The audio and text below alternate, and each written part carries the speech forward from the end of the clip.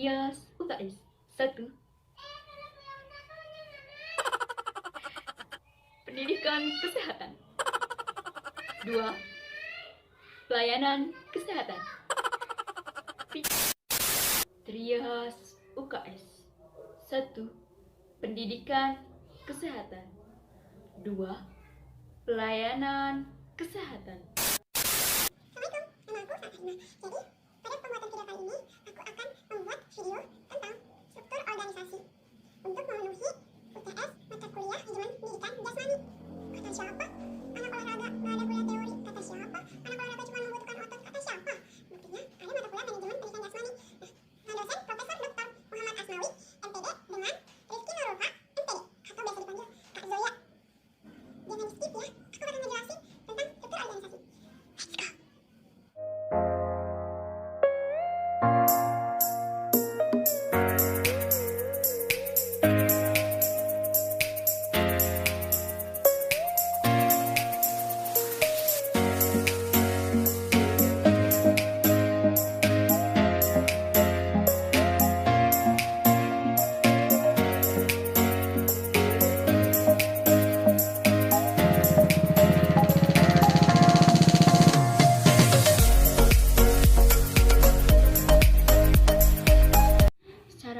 Struktur organisasi itu susunan berbagai komponen atau unit-unit kerja dalam sebuah organisasi yang ada di masyarakat.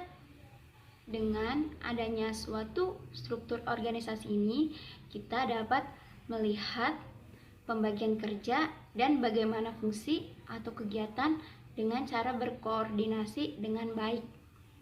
Itu dia pengertian struktur organisasi. Sini aku akan menjelaskan tentang struktur usaha kesehatan sekolah, yaitu UKS. Nah, untuk UKS itu sendiri, apa sih itu UKS? UKS itu kepanjangannya usaha kesehatan sekolah. Yang biasanya di sekolah-sekolah itu loh, kan tiap sekolah pasti ada kan UKS-nya. UKS itu usaha kesehatan masyarakat yang ditujukan kepada masyarakat sekolah menurut Indan tahun 2000. Tujuan UKS itu salah satunya untuk peserta didik memiliki pengetahuan atau sikap serta keterampilan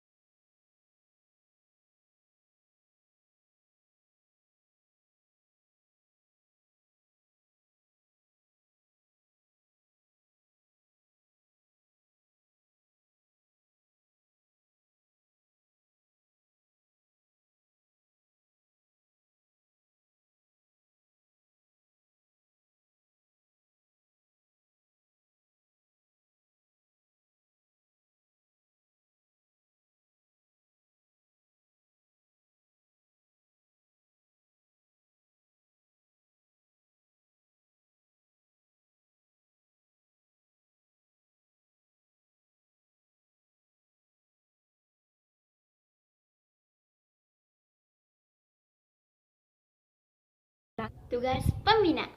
Yang pertama, menyusun program pembinaan kegiatan UKS yang dilaksanakan. Kedua, melatih langsung siswa dalam kegiatan UKS. Yang ketiga, mengevaluasi program-program UKS. Jadi, program apa saja yang sudah dilaksanakan UKS akan dievaluasi.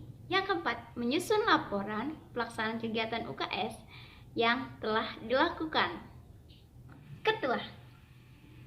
Nah, ketua itu sendiri tugasnya adalah memimpin dan mengendalikan suatu kegiatan para anggota pengurus dalam melaksanakan tugasnya. Kemudian yang kedua, mewakili organisasi keluar maupun ke dalam. Maksudnya itu organisasi yang di luar maupun di dalam. Kemudian yang ketiga, memimpin pelaksanaan suatu program. Jadi program apapun itu yang memimpin adalah si ketua tersebut. Yang keempat adalah menandatangani suatu surat-surat penting dalam suatu organisasi tersebut. Nah, kelima adalah bertanggung jawab atas apapun suatu masalah dalam suatu organisasi tersebut. Jadi dalam sebuah organisasi, ketua bertanggung jawab atas segala permasalahan dalam suatu organisasi tersebut. Penting banget kan ya peran ketua. Kemudian di bawahnya ada tugas wakil ketua. Tidak jauh beda dengan ketua. Yang membedakan adalah melaksanakan tugas-tugas ketua apabila ketua berhalangan. Tugas sekretaris. Nah, tugas sekretaris ini yang pertama adalah tugas membuat agenda. Ilah, mati lagi. Ya ilah, ya mati lagi.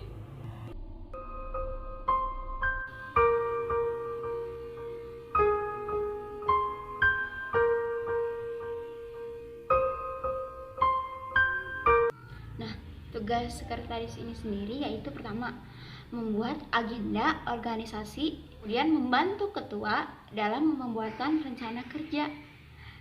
Yang kedua adalah mengurus yang berhubungan dengan suatu administrasi. Kemudian yang ketiga adalah mendampingi ketua di dalam setiap rapat.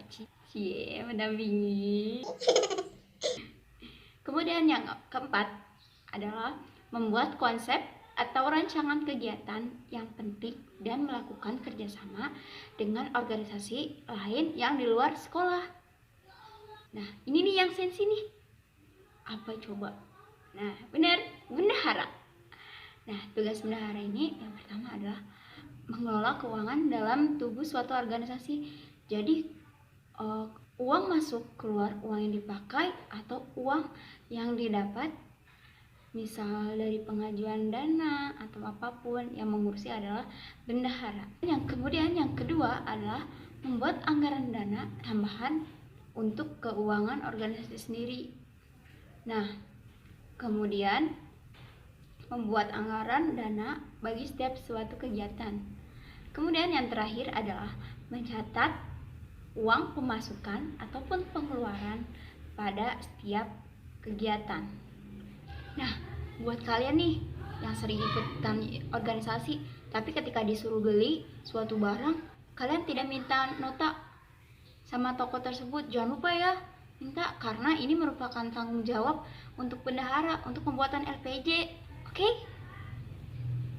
Nah, selanjutnya itu adalah pendidikan kesehatan.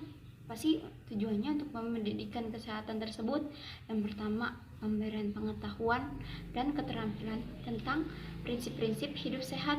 Jadi ini tuh penting banget buat anak-anak sekolah. Yang kedua adalah penanaman perilaku atau kebiasaan hidup sehat dan daya tangkal pengaruh dan buruk. Yang ketiga adalah pelatihan dan penanaman pola hidup sehat agar dapat diimplementasikan dalam kehidupan sehari-hari. Kemudian bidang yang kedua adalah pelayanan kesehatan. Nah, tujuannya yaitu untuk peningkatan kesehatan. Yang kedua adalah pencegahan. Nah, yang ketiga adalah penyembuhan dan pemulihan. Bidang yang ketiga yaitu pembinaan lingkungan. Salah satunya adalah pelaksanaan 5K. 5K itu keindahan, kenyamanan, keamanan, ketertiban, serta kebersihan, dan pembinaan serta pemeliharaan kesehatan lingkungan. Yang kedua, kegiatan bina lingkungan mental sosial. sehingga terciptanya hubungan kekeluargaan yang akrab dan erat antar sesama warga sekolah. Bidang yang keempat, penunjang UKS. Yang pertama, yaitu melaksanakan trias UKS yang telah ditetapkan oleh pembina UKS. Trias UKS 1. Pendidikan kesehatan. 2. Pelayanan kesehatan. Trias UKS 1. Pendidikan kesehatan. 2. Pelayanan kesehatan. 3. Lingkungan sekolah sehat dan bersih. Yang kedua, menjalin kerjasama yang serasi dengan orang tua murid. Instansi lain dalam melaksanakan kegiatan UKS di sekolah.